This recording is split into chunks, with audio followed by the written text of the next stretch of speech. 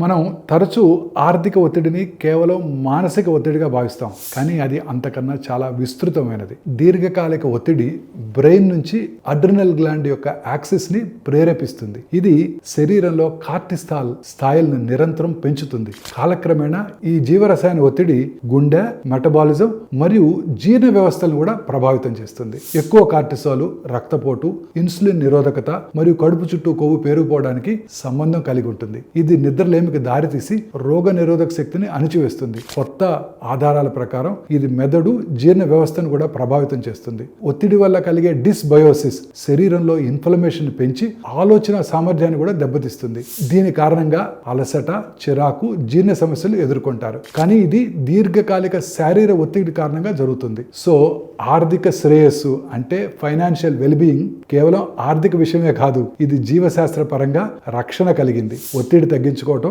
మరియు ఆర్థిక అవగాహన లగ్జరీ కానే కాదు, ఇది సంపూర్ణ ఆరోగ్యంలో ఒక ఇంపార్టెంట్ పార్ట్.